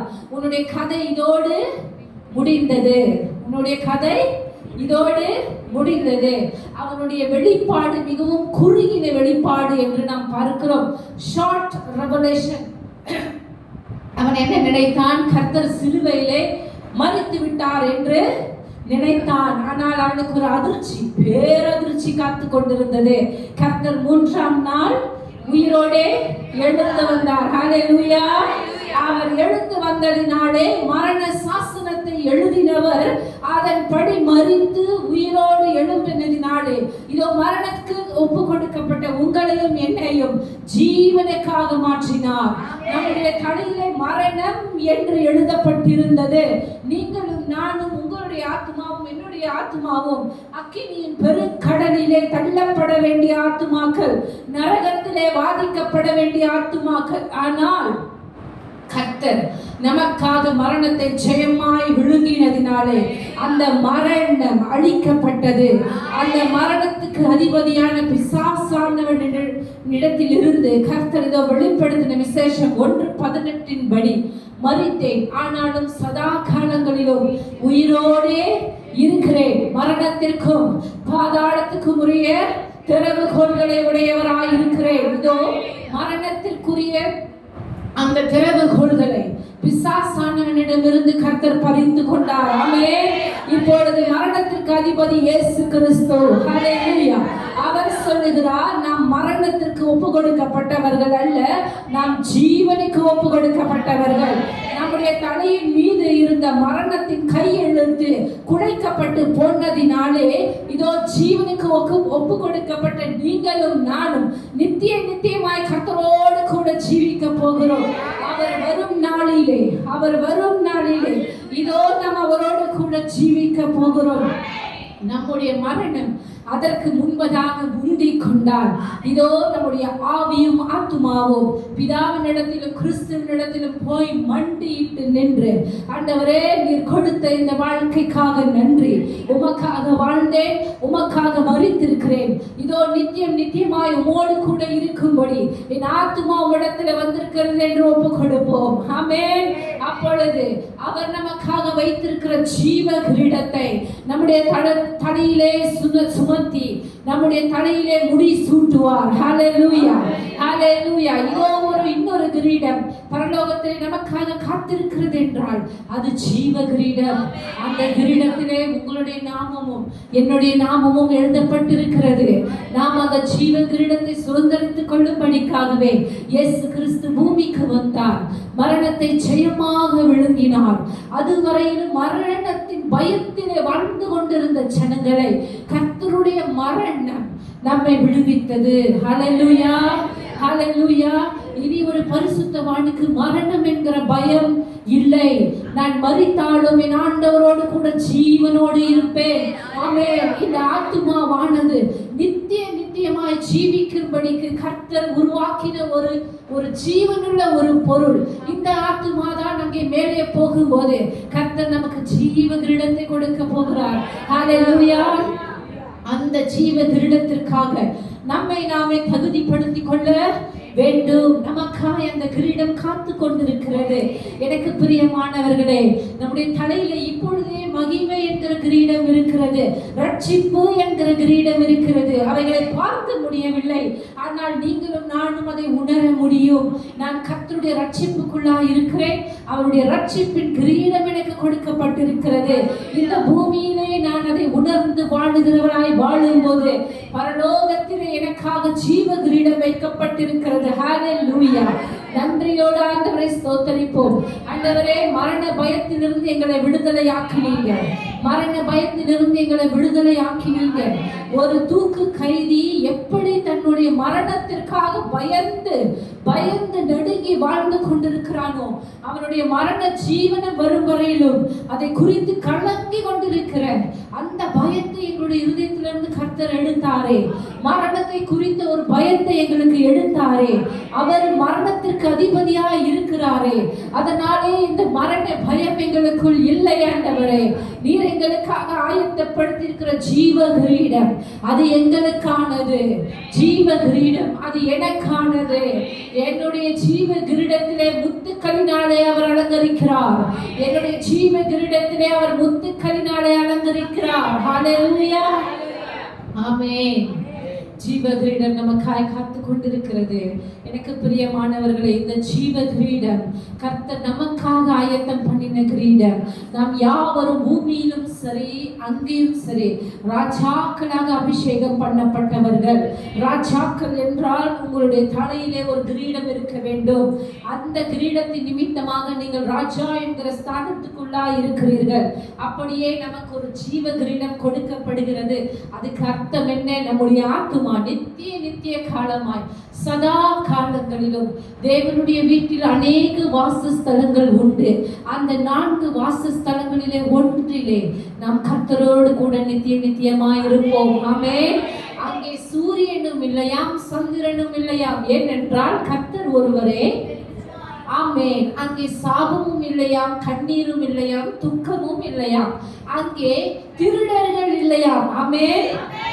அப்படிப்பட்ட ஒரு இடத்துல, எப்பொழுதும் சந்தோஷமே இருக்கிற இடத்துல நித்தியமாய் நம் கர்த்தரோடு கூட ஜீவித்துக் கொண்டிருப்போம். ஹல்லேலூயா, ஹல்லேலூயா. ஒரு சந்தோஷ செய்தி, என் ஆண்டவர் எனக்கு ஜீவ கிரீடத்தை வைத்திருக்கிறார். நான் அதை பெற்றுக்கொள்ள போகிறேன். அதற்காக இன்றிலிருந்து நான் பாடுபடுவேன். என் ஜீவ கிரீடம் எனக்கு சொந்தம். இந்த கிரீட விஷயத்திலே நான் கொஞ்சம் சுயநலமாய் இருப்பேன். ஆமென். யாருக்கு விட்டு கொடுக்க மாட்டேன். அது எனக்கு வேண்டும். இந்த ஜீவ கிரீடம் இருக்கிறது என்று நீங்களும் நானும் தெரிந்து கொண்டோம். நமக்கு மாத்திரம் தானா இந்த ஜீவ கிரீடம்? நமக்கு மாத்திரம் தானா, இல்ல புறஜாதியாருக்கும் இருக்கிறதா? யாரெல்லாம் ரட்சிக்க பட்டவர்களோ அவர்களுக்கு. அப்படியானால் இந்த ஜீவ கிரீடத்தை மற்றவர்களுக்கும் நாம் கிடைக்கிற வண்ணமாக நம் ஆத்தும ஆதாயம் செய்ய வேண்டும். ஆமென். இந்த கிரீடம் எல்லாருக்காகவும் பொதுவானது. புறஜாதியாரும் இந்த வாழ்க்கைக்குள் நடக்க நித்தியமாய் கர்த்தரோடு கூட இருக்க நாம் அவர்களுக்கு இந்த வார்த்தைகளை எல்லாம் பகிர்ந்து கொள்ள வேண்டும். ஆமென். அப்போதுதான் அவர்களுடைய ஆத்துமாக்கள் இதோ நரகத்திலே அழிக்காதபடிக்கு நாம் காத்துக்கொள்ள முடியும். ஆமென். அடுத்ததாக இன்னொரு கிரீடத்தை பார்க்க போகிறோம். வாசியுங்கள் 1 பேதுரு 5வது அதிகாரம் வசனம் 4. அப்படி செய்தால் பிரதான மேய்ப்பர் வெளிப்படும் போது மகிமையுள்ள வாடாத கிரீடத்தை பெறுவீர்கள். மகிமையான கிரீடம். ஆமென். நாலாவதாய் ஒரு கிரீடத்தை பார்க்கிறோம். மகிமையான கிரீடம். இதற்கு எதிர் சொல்லான ஒரு கிரீடம் நம்முடைய தலையின் மீது இருந்தது என்றால் அதற்கு அவமான கிரீடம் என்று பெயர்.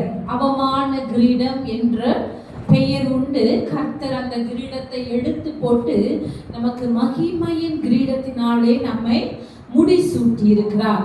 எனக்கு பிரியமானவர்களே, இந்த அவமான கிரீடம் என்று சொல்லும்போது பிசாசானவன் நம்மை எப்பொழுதும் அவமானப்படுத்தும்படியே காத்துக்கொண்டு இருக்கிறான்.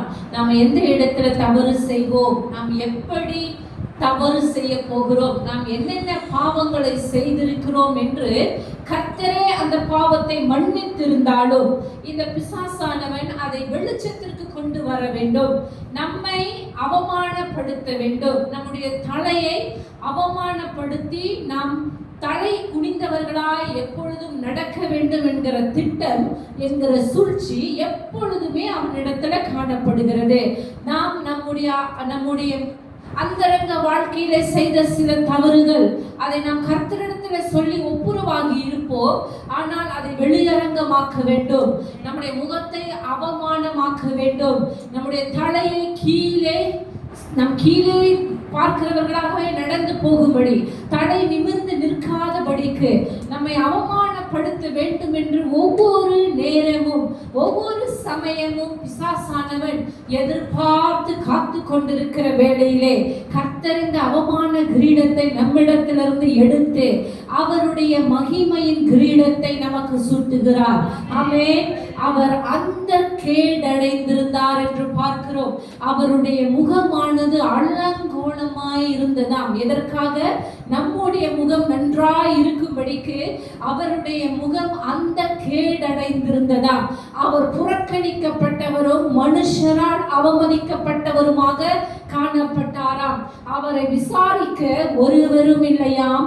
எல்லா அவமானங்களையும் அவர் தன் மீது சுமந்து கொண்டார். அவர் அந்த கேடடைந்திருந்தார். அவரை அடித்து அவமானப்படுத்தினார்கள், அவரை அறைந்து அவமானப்படுத்தினார்கள், அவரை குத்தி அவரை அவமானப்படுத்தினார்கள். நீதான் யூதாவுக்கு ராஜாவா, உன்னையே நீ காப்பாற்றிக்கொள் என்றெல்லாம் சொல்லி அவரை அவமானப்படுத்தினார்கள். 4-5 பேர் நின்று கொண்டு அவரை அறைந்து, எங்களிலே யார் உன்னை அறைந்தது என்று தீர்க்க தரிசனமாக சொல் பார்ப்போம் என்று சொல்லி அவரை அவமானப்படுத்தினார்கள். அவர் மீது துப்பினார்கள். அவருடைய அங்கியை கழற்றி அவரை நிர்வாணப்படுத்தினார்கள். அவரை அவமானப்படுத்தினார்கள். இத்தனை சமயங்களிலும் அவர் ஒன்றுக்குமே மறு பேச்சு பேசாமல் அவர் மீது சுமத்தப்பட்ட அவமானத்தை அப்படியே ஏற்றுக்கொண்டார். எதற்காக? உங்களுடைய அவமானமும் என்னுடைய அவமானமும் மறைக்கப்படும்படிக்காக, நம்முடைய அவமானங்கள் வெளியரங்கமாகாதபடிக்கு, நம்முடைய அவமானங்கள் வெளியே வராதபடிக்கு, அவர் மகிமையின் கிரீடத்தை நமக்கு சூட்டும்படிக்காக எல்லா அவமானங்களையும் அவர் மீதே சுமந்து கொண்டார்.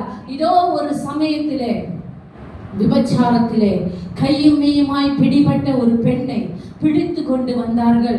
கொண்டு வந்து இயேசுவின் இடத்துல காண்பித்து, இவள் விபச்சாரம் செய்கிறதை நாங்கள் பிடித்திருக்கிறோம், இவள் கல்லறியப்பட வேண்டும் என்று எல்லாரும் சொன்னார்கள். அப்போ ஆண்டவர் சொன்னார், உங்களுடைய பாவம் இல்லாதவன் முதலாவது அவளை கல்லறிவீர்களாக. உடனே எல்லாருக்குள்ளேயும் மனசுக்குள்ள ஒரு மனம் குற்றப்பட்டு நாம் எல்லாரும் பாவிகள் என்று சொல்லி எல்லாரும் அந்த இடத்தை விட்டு போய்விட்டார்கள். இப்படியாக தேவனும் அவளை விபச்சாரி என்று அழைக்கவில்லை. தேவனும் அவளை விபச்சாரி என்று நியாயம் தீர்க்கவில்லை. அத்தனை பேர் முன்பதாக அவள் அவமானப்பட்டிருந்தாலும் கர்த்தர் அவளை அவமானப்படுத்தவில்லை. ஹல்லேலூயா. அவர் என்ன சொன்னார்?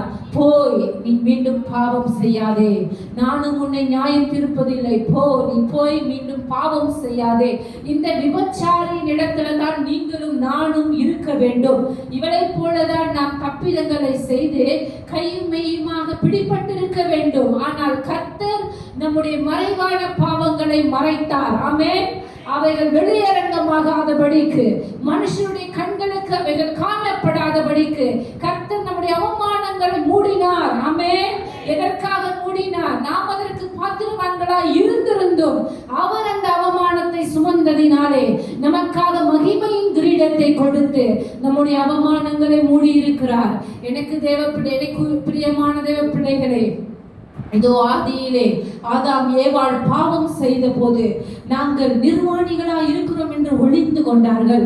கர்த்தர் அப்பொழுதும் அவர்களை விட்டு போகவில்லை. அவர்களுக்கு ஆட்டு மயிரினாலே உடைகளை செய்து அவர்களுடைய அவமானங்களை மூடினார். ஆமென். அவர்களுடைய அவமானங்களை மூடினார். இன்றைக்கு நம்முடைய அவமான கிரீடத்தை நம்முடைய தலையிலிருந்து எடுத்து போட்டு மகிமை என்னும் கிரீடத்தினாலே நம்மை சூட்டி இருக்கிறார். அந்த மகிமை யாரிடத்திலிருந்து வருகிற மகிமை? தேவனிடத்திலிருந்து வருகிற மகிமை. ஆமென். அந்த மகிமை உங்கள் முகத்தையும் என் முகத்தையும் மூடி இருக்கிறது. நாம் மகிமையிலே நடக்கிறவர்களாய் இருக்கிறோம். தேவனுடைய மகிமையை பூமிக்கு காட்டுகிறவர்களாய் காணப்படுகிறோம். ஆமென். அந்த மகிமையினாலே நாம் தலை நிமிர்ந்து நடக்கும்படிக்கு நம்முடைய அவமானங்களை மூடினாரே. நமக்கான அவமான கிரீடத்தை எடுத்து தூர எறிந்து மகிமையின் கிரீடத்தினாலே நம்மை சூட்டி இருக்கிறாரே. ஹல்லேலூயா. மகிமையின் கிரீடத்திற்காய் நன்றி சொல்லுவோம். ஆண்டவரே, நீர் கொடுத்த மகிமையின் கிரீடத்திற்காக நன்றி. அப்பா, நாங்கள் எப்பொழுது அவமானப்படுவோம் என்று இதோ பிசாசானவன் காத்து கொண்டிருக்கிற நேரங்களிலே கர்த்தர் அவனுடைய சூழ்ச்சிகளை எல்லாம் முறியடித்து எங்கள் மறைவான பாவங்களை வெளியரங்கமாக்காமல் அவைகளை மூடி போட்டீரே. உமக்கு நன்றி ஆண்டவரே. எங்களுடைய அவமானங்களை மூடி போட்டீரே. உமக்கு நன்றி அப்பா. அந்த அவமானங்களை வெளியே கொண்டு வராமல் மகிமையினால் எங்களை நிரப்பி இருக்கிறீரே. நன்றி ஆண்டவரே. மகிமையின் கிரீடத்தினால் எங்களை சூட்டி அழகு பார்க்கிறவரே, உமக்கு நன்றி ஆண்டவரே. மகிமையின் கிரீடத்திற்காய் நன்றி செலுத்துகிறேன். மகிமையின் கிரீடத்திற்காய் நன்றி செலுத்துகிறேன். அந்த கிரீடம் எப்பொழுதும் என் தலையில் இருக்கட்டும் ஆண்டவரே. அந்த கிரீடம் எப்பொழுதும் என் தலையிலே இருக்கட்டும். அதை நான் வேறொருவருக்கு விட்டு கொடுப்பதில்லை. அது என்னுடைய கிரீடம்.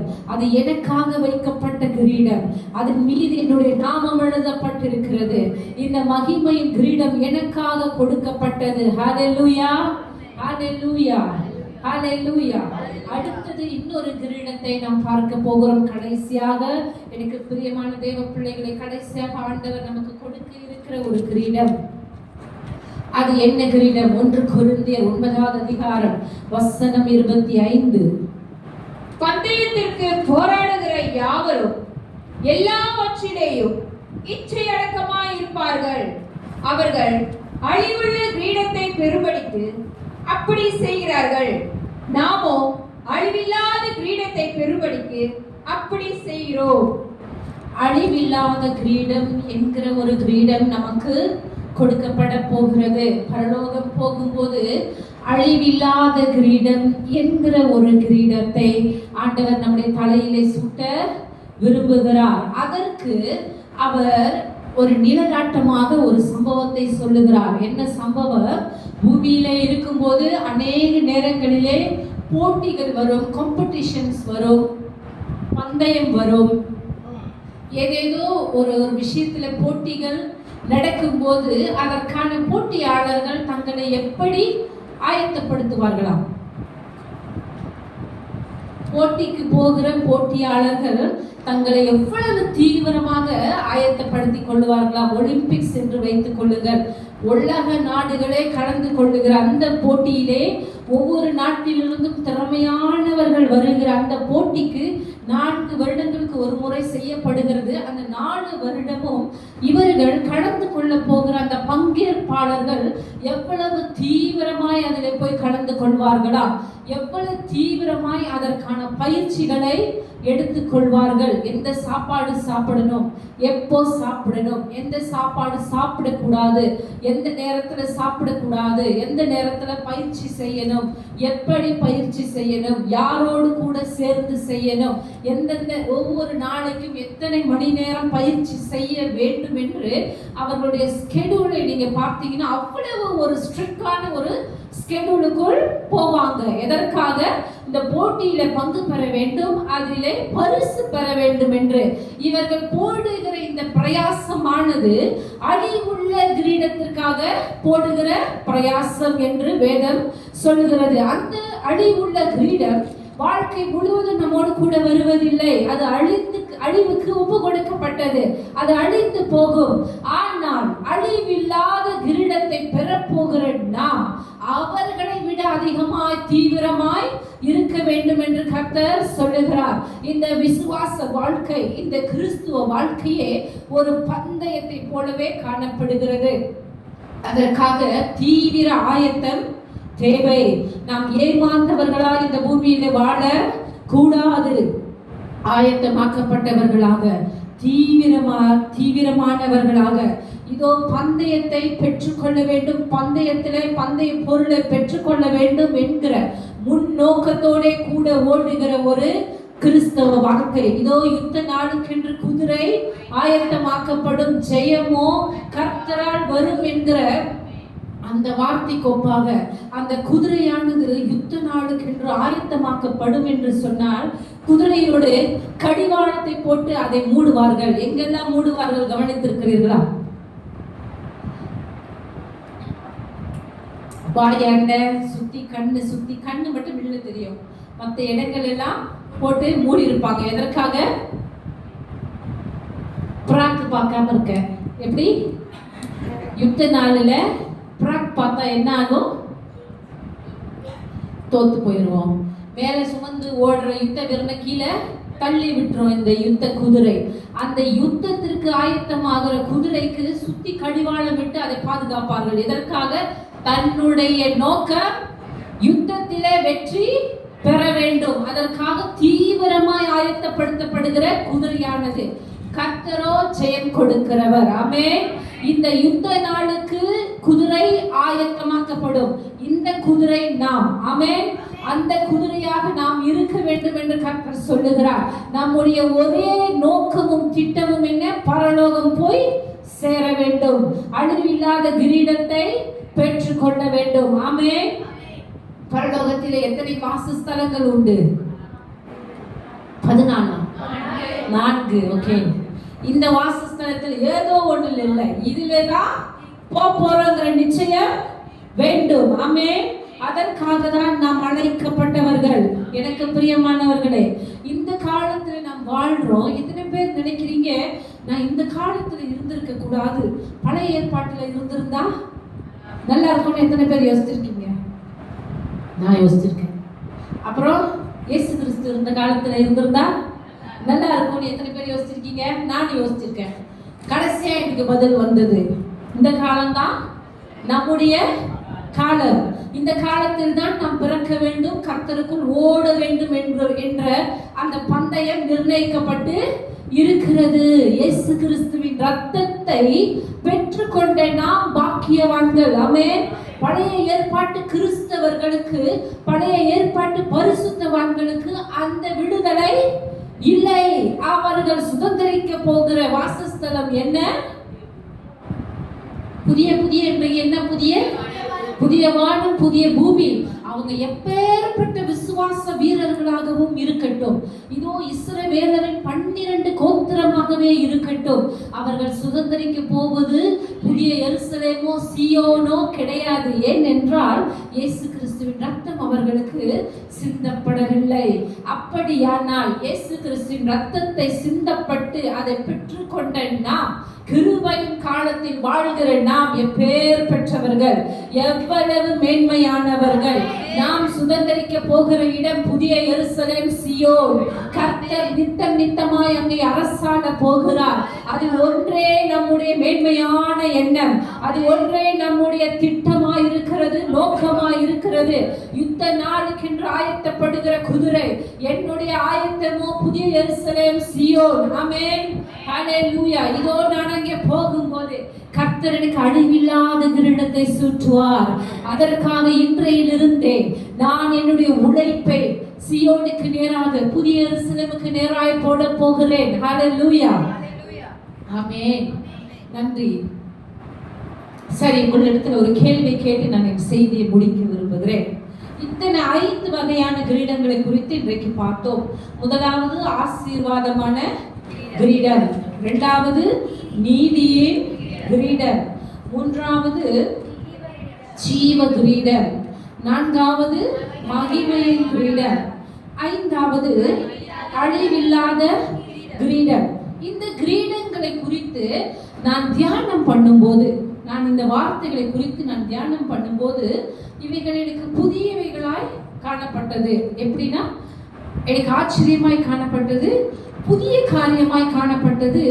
இது ஒரு நிஜமான வாழ்க்கையில இருக்கிறதா என்கிற ஒரு கேள்வி எனக்கு வந்தது. எப்படின்னா, நான் ஆண்டவரிடத்துல சொன்னேன், ஆண்டவரே இது கதை மாதிரி இருக்கு, இது நிஜமா அப்படின்னு நான் ஆண்டவரிடத்துல கேட்டேன். நிஜமாவே கேட்டேன், ஆண்டவரே இது ஒரு கதை மாதிரி இருக்கு, நான் போய் ஜனங்கள் இடத்துல எப்படி நான் கதையை சொல்ல முடியும்? இது மனுஷனுடைய கதை கிடையாது, இது ஆண்டவருடைய சத்திய வார்த்தையாச்சே. ஆனா இந்த கிரீடங்களை நான் தியானிக்கும் போது இவைகள் எனக்கு கதைகளை போல் காணப்படுகிறதே என்று நான் ஆண்டவரிடத்துல சொன்னேன். அப்போ ஆண்டவர் ஒரு வசனத்தை எனக்கு காண்பித்து, இவைகள் கதைகள் அல்ல, இவைகள் நிஜம் என்பதை காண்பித்தார். ஹல்லேலூயா. இந்த கிரீடத்தை குறித்து ஒரு வசனத்தை ஆண்டவர் எனக்கு சொன்னார். வாசிகள், வெளிப்படுத்தின விசேஷம் 3வது அதிகாரம் வசனம் 11. இதோ சீக்கிரமாய் வருகிறேன், ஒருவனும் உன் கிரீடத்தை எடுத்துக் கொள்ளாதபடிக்கு உனக்குள்ளதை பற்றி கொண்டிரு. ஆமென், ஆமென். இங்க என்ன சொல்றாருன்னா, ஒருவனும் உன் கிரீடத்தை என்ன பண்ணாதபடிக்கு எடுத்துக்கொள்ளாதபடிக்கு உனக்குள்ளதை, ஒருவனும் உன் கிரீடத்தை, யார் அந்த ஒருவன்? சாத்தான். அப்போனா கிரீடம் என்பது நிஜம், நம் தலையில் இருப்பது நிஜம், அதை பிசாசானவன் பறித்துக் கொள்ள கூடும் என்பது நிஜம். அதை பற்றி கொண்டிரு என்று ஆண்டவர் சொல்லுகிறார். அப்படியானால் இந்த கிரீடத்தை நாம் இழந்து போக கூடும். இந்த உலகத்திலே ஏமாந்தவர்களாய் நாம் இருக்கும்போது கிரீடத்தை இழந்து போக கூடும். அதற்காக தான் கர்த்தர் ஒரு எச்சரிப்பை கொடுக்கிறார். இதோ சீக்கிரமாய் வருகிறேன், ஒருவனும் உன் கிரீடத்தை எடுத்துக் கொள்ளாதபடிக்கு அதை உனக்குள்ளதை பற்றி கொண்டிரு, உன்னுடைய கிரீடத்தை பத்திரமாய் பற்றி கொண்டிரு என்று ஆண்டவர் சொல்லுகிறார். ஹல்லேலூயா. அப்படியானால் இந்த கிரீடம் நம்ம விட்டு போகுமா? கவனம் இல்லாமல் இருந்தால் போகும், எச்சரிக்கை இல்லாமல் இருந்தால் போகும், ஆவியிலே உணர்வுள்ளவர்களா இல்லாமல் இருந்தால் போகும், ஆவியிலே ஜீவிக்கவில்லை என்றால், மாம்சத்தில் உள்ளவர்கள் என்றால் நம்மை விட்டு போய்விடும் என்று ஆண்டவர் எனக்கு இதை காண்பிக்கும் போது, அப்பொழுதுதான் எனக்குள்ளே ஒரு தெளிவு வந்தது. இந்த கிரீடங்கள் என்பது உண்மை. அவருடைய சிரசின் மீது அநேக கிரீடங்கள் இருந்தது. ஹல்லேலூயா.